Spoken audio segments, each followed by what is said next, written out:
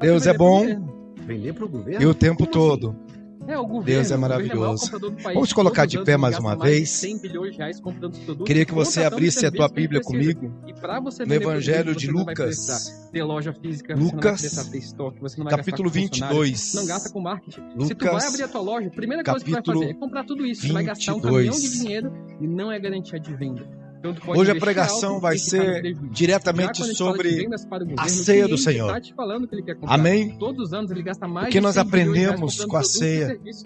E você pode do montar Senhor? uma empresa só para vender para o governo se você já tiver Lucas, empresa. capítulo Você pode 22, estar só versículo focando em vender para o 19. governo. Só que Amém a ou não primeira coisa amém? que você faz é a venda. Você Glória a primeiro vende, Deus. vai depois comprar o produto ou prestar o serviço. Vai Então, dizer você consegue assim: escalar muito, tem um ótimo então, faturamento, tomou de o uma forma pão e, muito havendo dado tranquila. graças, Tá. Mas como partiu-o eu consigo e fazer pra deu-lhe, aprender a dizendo: vender pro isto é o governo? meu Olha, corpo, para aprender, você que é chegou na por hora vós, certa, porque nos que por próximos vós é dias dado. eu vou fazer um Fazer evento ao isso vivo, online, todas as totalmente vezes gratuito, mostrando em memória como de esse mim. mercado funciona, ensinando passo a passo. Semelhantemente, tomou o cálice depois da ceia, dizendo: este cálice é o Novo Testamento do meu sangue, que é derramado por vós. Vai se cadastrar, coloca Amém? o teu melhor e-mail, depois você vai Fecha os entrar no teus grupo olhos do um WhatsApp. pouquinho, Nesse curva a tua grupo, cabeça. você vai receber o link da... Querido Deus, Santo e poderoso Pai, no nome santo do Senhor Jesus, nós colocamos na Tua presença nesse momento maravilhoso, que é o momento, meu Deus, o culto mais importante que a Igreja de Cristo tem para comemorar, que é o culto da ceia do Senhor. O culto onde o Senhor entregou, meu Deus, exemplos de humildade, exemplos de caridade, exemplos de igualdade, Deus. Ah, Jesus, nós só temos a Te agradecer. Só temos a Te agradecer por tão maravilhoso o Senhor tem sido nas nossas vidas. Só temos a Te agradecer, meu Deus, porque até aqui o Senhor nos manteve de pé, em meio a tantas dificuldades, em meio a tantas lutas, a tantos ataques do inimigo. O Senhor nos manteve de pé. Mais um mês nós comemoramos e glorificamos o Teu nome, Deus, porque até aqui o Senhor nos ajudou. Obrigado, Jesus. Amém.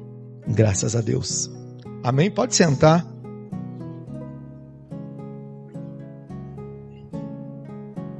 O tema desta noite é sobre a ceia do Senhor. Amém? A ceia que anuncia o fim, mas também anuncia o recomeço. Amém? Diga assim: a ceia anuncia o fim e o recomeço. Eu estudando sobre o ato da ceia do Senhor, eu tirei algumas lições que Deus colocou no meu coração para as nossas vidas. E eu quero que você preste bem atenção. Quem sabe você vai mudar o teu conceito de ceia. Muitas vezes nós chegamos num culto de ceia e no momento de repartirmos o pão, estarmos à mesa, nós não demos o verdadeiro valor do que isso significa.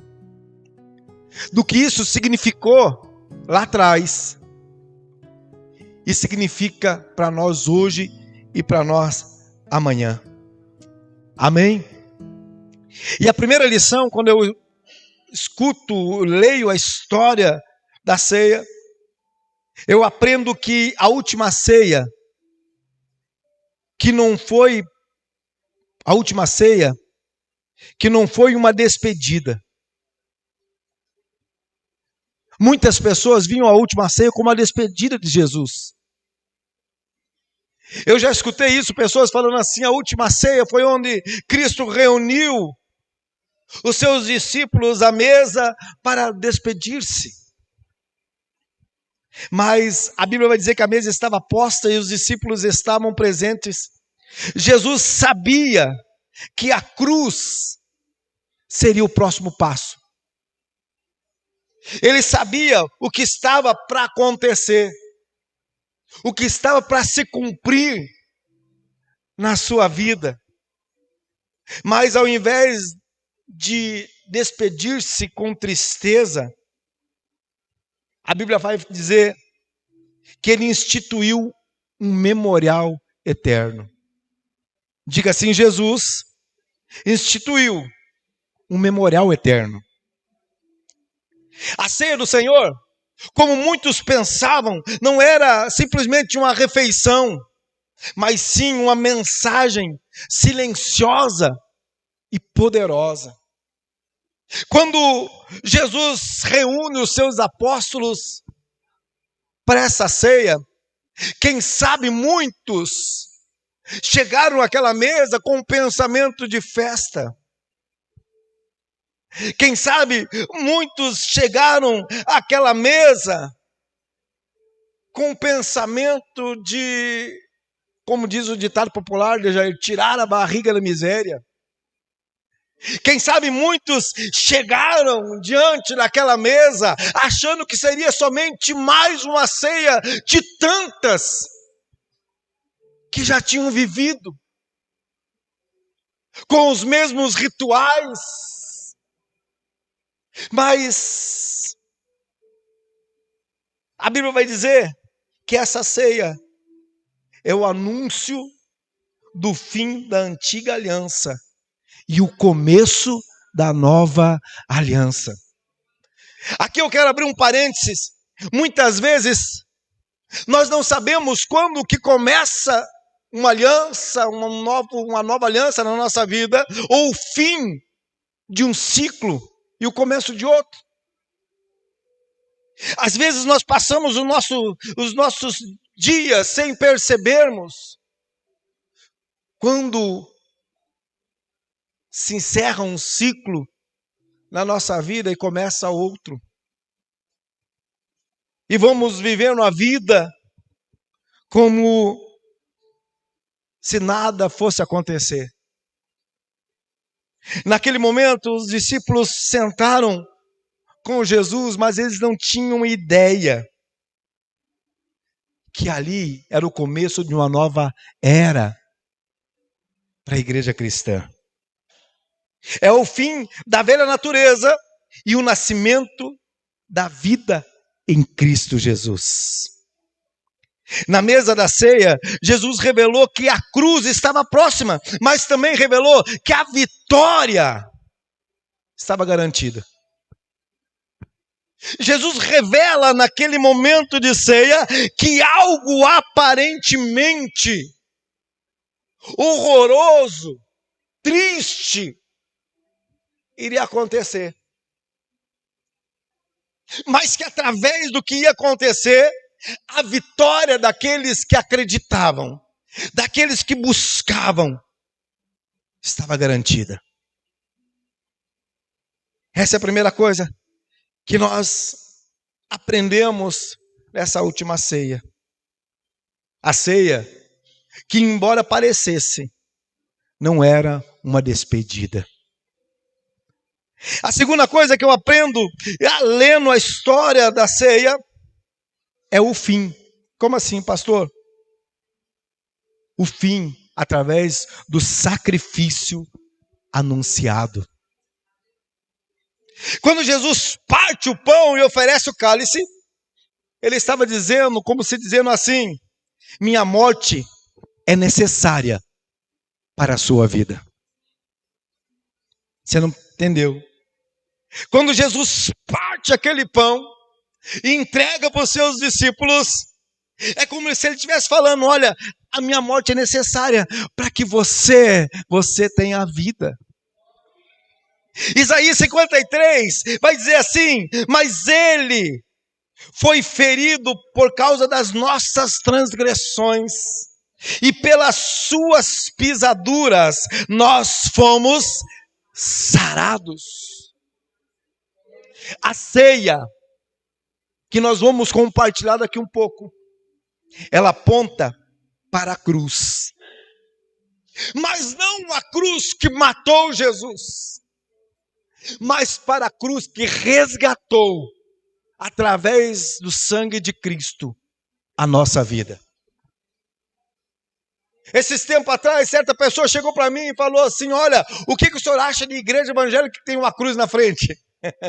Ele já falou porque nós temos uma cruz ali. Eu falei: olha, a cruz vazia, ela significa salvação. Nós não temos um Jesus morto nela. A Bíblia vai dizer que agora a cruz está vazia. Foi através dali que Deus entregou o seu Filho para que derramasse o seu sangue por mim e por você. Cada vez que eu olho para a cruz, me vem à memória tudo aquilo que Cristo sofreu por mim. Cada vez que eu olho para a cruz vazia, eu vejo que Cristo não está mais ali, mas Ele vive. Cada vez que eu olho para a cruz, eu vejo a minha imagem refletida ali, porque a Bíblia falou que através da cruz, Cristo levou todas as minhas transgressões. Por isso que a nossa cruz ali fora é uma cruz que é espelhada, porque se você chegar perto dela, você vai se ver nela. Você vai trazer à tua memória que Cristo sofreu aquilo que era para mim e para você sofrer, mas pelo amor e a misericórdia do Senhor Deus, Cristo sofreu por nós. Amém? A cada pedaço de pão partido, Jesus anunciava o seu corpo moído. A cada gota do cálice, lembrava o sangue derramado, ou que seria derramado por Cristo para a nossa salvação. O fim se aproximava, o fim da separação entre Deus e o homem. Porque a Bíblia vai dizer que no momento que Cristo é pendurado na cruz do Calvário, e Ele entrega a sua vida, agora o véu é rasgado de cima a baixo. Pastor, o que significa esse véu? Era a separação entre você e Deus, entre eu e Deus. Porque antes disso, a única maneira de nós chegarmos até Deus era indo até o sumo sacerdote uma vez por ano e entregando ali uma oferta de sacrifício para que o sangue fosse aspergido em nosso nome e assim nossos pecados fossem perdoados. Era a única maneira. Mas quando Cristo, Ele se entrega na cruz, a Bíblia fala que Ele vai como um cordeiro, Ele vai como se fosse o nosso sacrifício. O seu sangue é derramado e agora o véu que nos separava de Deus rasgou-se. Agora eu não preciso mais uma vez por ano ir até Jerusalém, fazer um sacrifício, levar um boi, levar um ovelha, um pombo. Agora é somente eu clamar pelo nome de Jesus. Porque a Bíblia fala que não há outro mediador entre o céu e a terra, a não ser aquele que morreu na cruz do Calvário por mim e por você. Amém? Cada gota do cálice lembrava o seu sangue derramado. O fim se aproximava, o fim da separação entre Deus e o homem. O fim da dívida do pecado, o fim do domínio das trevas. Porque antes disso a Bíblia fala que nós éramos escravos do pecado. Nós éramos escravos das trevas. Mas agora através da ceia, Jesus está dizendo, está chegando o tempo que vocês não serão mais escravos. A terceira coisa que eu aprendo com esse texto é o recomeço. Diga assim, o recomeço. A nova aliança é inaugurada por Cristo. Jesus disse, lá no versículo 26, este cálice é o novo testamento do meu sangue. A nova aliança não se baseia em motivos humanos, mas na graça derramada no Calvário. Amém ou não amém? O escritor de Hebreus vai dizer assim na Hebreus 9,15, e por isso é mediador de um novo testamento, para que os chamados recebam a promessa da herança eterna. Quem tem chamado, ele levanta a mão. Todos nós temos chamados, e é através do sangue de Cristo que as promessas se cumprem na vida daqueles que são chamados. Amém? A ceia do Senhor, ela sela a promessa de que não estamos mais condenados. Você pode glorificar a Deus por isso? Eu vou repetir: a ceia, o recomeço, a ceia do Senhor nos anuncia que não estamos mais condenados. Sabe o que isso quer dizer? Pergunto, por quê, pastor? É que nós não podemos mais aceitar a acusação do inimigo. É que nós não podemos mais aceitar a acusação do diabo sobre as nossas vidas. Porque a Bíblia vai dizer que Jesus levou sobre si todos os nossos pecados. Esses dias eu estava falando com um irmão lá do sul. Nós estávamos falando sobre isso. E ele falou assim: você sabe que é errado nós falarmos que somos pecadores? Quem concorda com isso, levanta a mão. Hã? Ele falou assim: você sabia que é errado nós falarmos que somos pecadores? Quem concorda com isso, levanta a mão. Eu não concordava, hoje eu concordo. Sabe por quê? Jesus não levou sobre si todos os nossos pecados? Sim ou não? Levou os nossos pecados. Nós somos tentados e temos erros. Mas a Bíblia vai dizer que o preço do pecado já foi pago lá na cruz. Quando eu digo assim, eu continuo pecador, eu estou dizendo: diabo, pode me usar. Venha. A Bíblia vai dizer que eu sou sujeito a erros. Erros nós temos todos os dias. Mas nós não podemos simplesmente aceitar o pecado. Quando eu falo assim, eu sou pecador, eu continuo pecador, eu estou abrindo uma porta para o diabo entrar muitas vezes na minha vida. Quando eu falo assim, eu sou pecador, eu estou dizendo assim: Jesus, você que morreu lá na cruz do Calvário, morreu à toa. Amém ou não amém? Porque se o Senhor levou sobre si os meus pecados,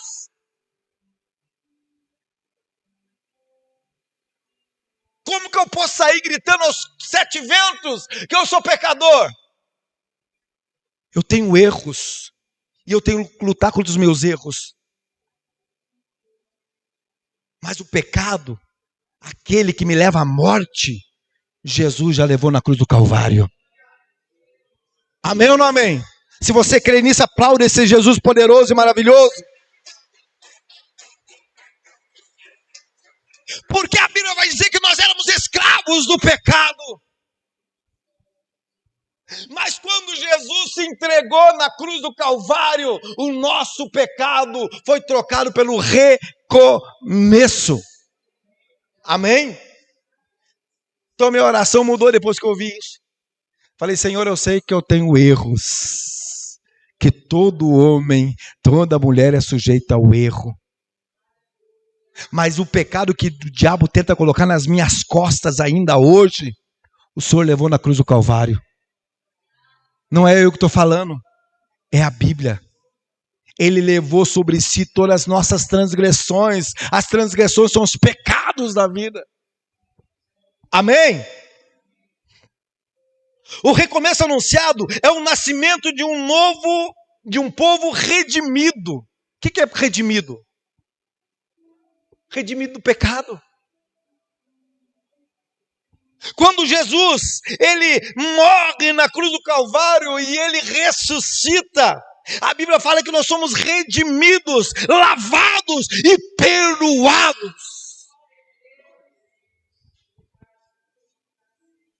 Quem se senta à mesa com Cristo, se levanta com uma nova identidade. Escute, quem senta-se à mesa com Cristo, se levanta com uma nova identidade. Eu sentei como um pecador, como um escarnecedor. Mas quando eu me levantei uma nova pessoa. Tanto que a Bíblia fala que quando nós batizamos, todos os nossos pecados, nossos erros vão por lago do esquecimento. Então como é que eu posso dizer que eu sou pecador? Eu estou dizendo para Deus, o Senhor entregou seu filho à toa, porque eu continuo. Né, Dejaí? Glória a Deus. A cruz foi o fim da morte. A ceia foi o anúncio da vida. Vou falar de novo. A cruz foi o fim da morte. A ceia foi o anúncio da vida. Aleluia. E a quarta coisa que eu aprendo, através do ato de ceia, ele foi um ato memorial. E também foi uma profecia, em apenas um só ato. Amém? Memória e profecia, num só ato. A ceia é memória. 1 Coríntios, capítulo 11, versículo 26, diz assim: fazei isso em de mim, fazei isto em memória de mim. Mas também, o mesmo versículo, ele vai dizer, até que ele venha. Ou seja, é algo para nos trazer a memória, mas também é uma profecia. Ao tomarmos a ceia, olhamos para trás e vemos o sacrifício. Mas também olhamos para frente e aguardamos o retorno do Rei Jesus. Amém?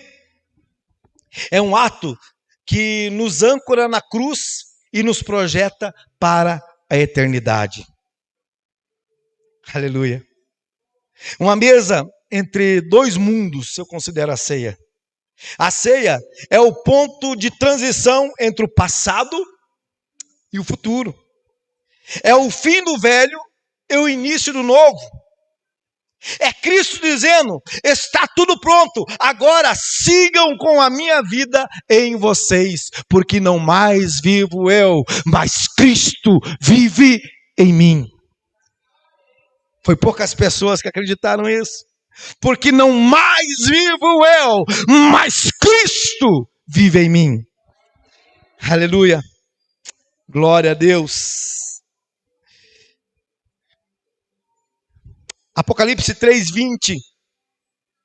Jesus vai dizer assim: eis que estou à porta e bato, se alguém ouvir a minha voz e abrir a porta, entrarei e cearei com ele e ele comigo. A ceia te lembra que a tua história foi reescrita com sangue.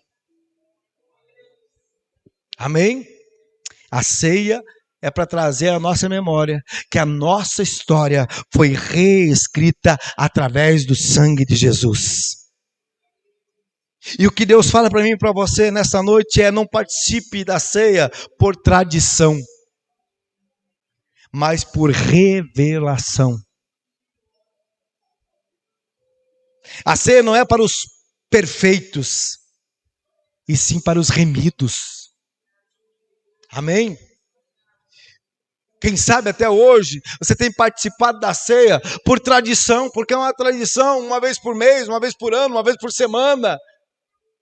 Participar de uma ceia.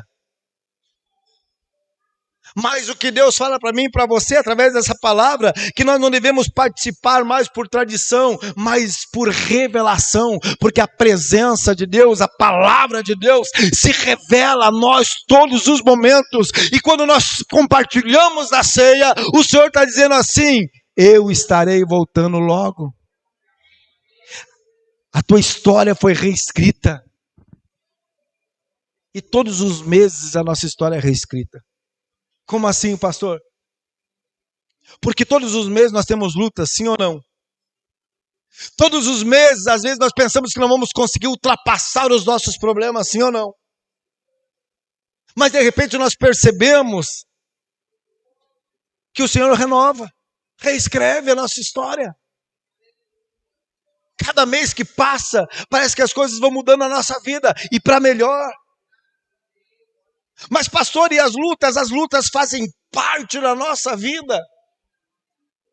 Tem crente que fala assim: Senhor, eu quero vencer, mas eu não quero lutar. Não existe vencedores de uma guerra sem ir para o campo de batalha. Amém ou não amém? O Senhor fala para mim e para você nesta noite, Ele está reescrevendo histórias. No momento que você compartilhar da ceia do Senhor, nesta noite, mais uma vez o Senhor vai reescrever a tua história. Sabe, os teus desânimos, as tuas lutas do mês passado,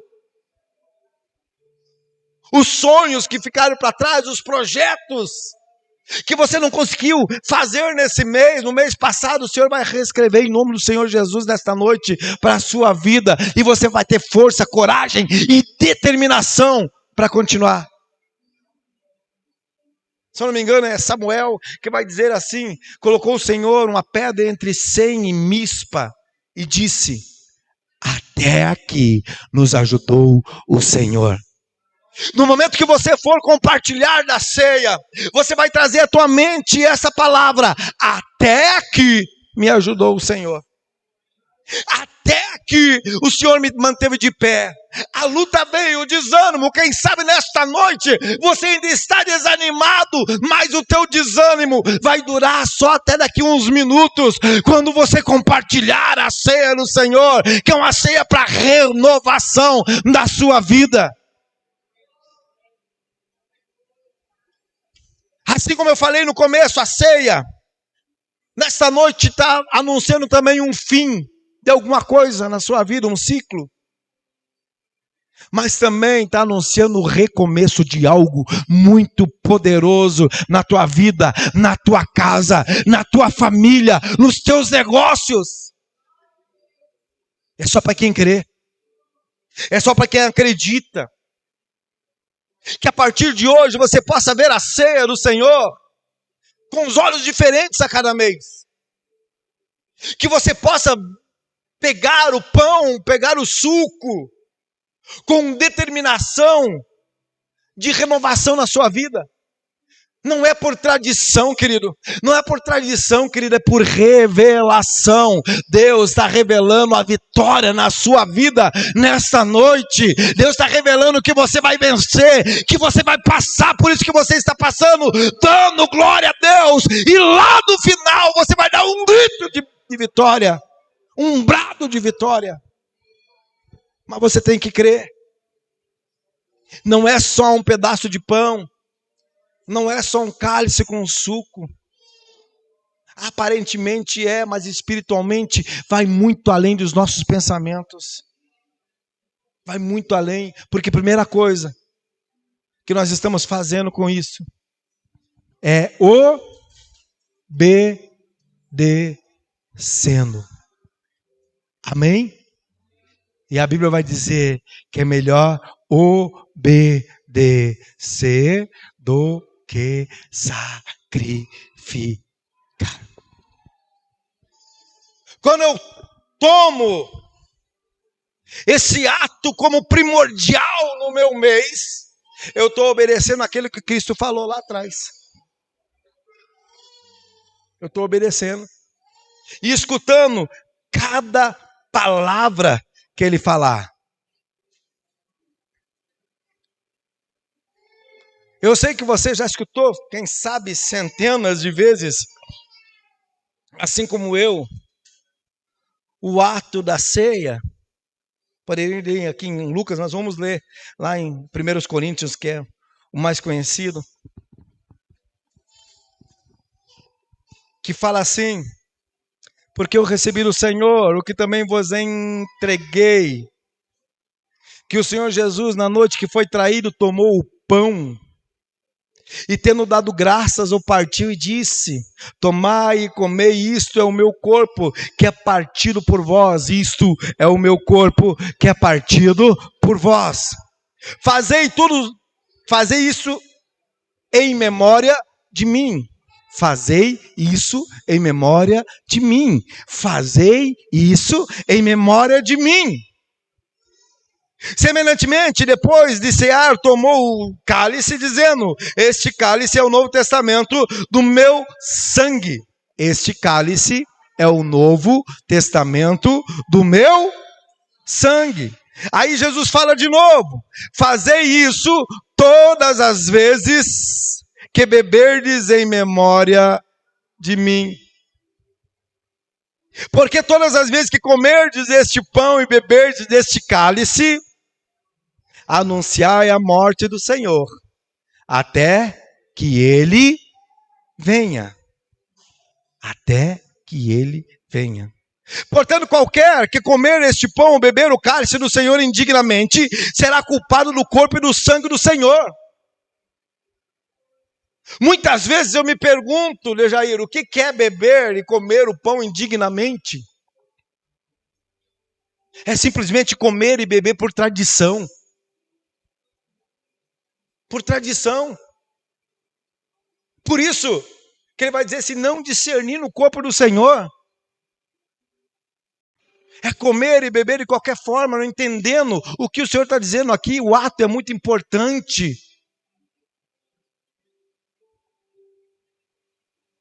Quando você pegar desse pão e desse cálice, que venha para a tua memória tudo que Jesus sofreu lá na cruz do Calvário por mim e por você, para que os meus e os teus pecados ficassem lá na cruz.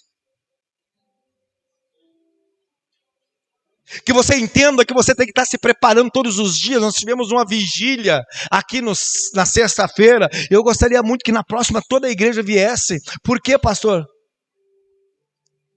Para entender que logo Jesus está voltando. Quando a palavra do Senhor diz, vigiai, porque não sabes o dia.